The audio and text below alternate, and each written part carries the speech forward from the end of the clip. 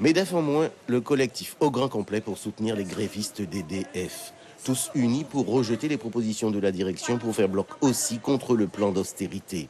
Une disposition qui ne permettrait pas d'assurer l'avenir énergétique de la Guyane, encore moins celui de l'ouest du département, quand bien même la signature d'une programmation pluriannuelle de l'énergie.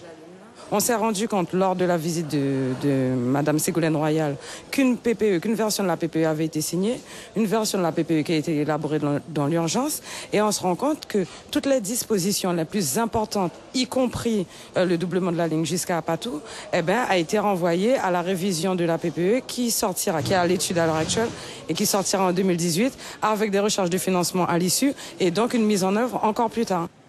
Côté syndicaliste, on ne lâche toujours rien. Les retraits de salaire ne seront pas acceptés. Selon les grévistes, ces jours de grève auraient déjà été payés à l'issue du conflit de 2015. Le cahier de revendications que l'on a posé en 2017 est sensiblement le même que 2015. Sauf que 2015, on a eu des retraits de salaire pendant 1 an. On ne peut pas avoir de nouveau des retraits de salaire pour une même cause. C'est pas possible. Non négociable également le départ de l'actuelle direction réclamé depuis le début du conflit.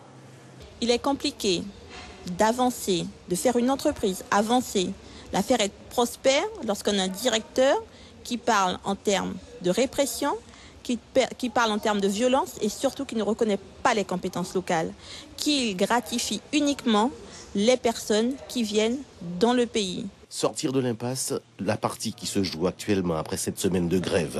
Après la demande de médiation du tribunal de grande instance, les élus politiques, nous dit-on, pourraient, ces jours prochains, offrir leurs bons offices.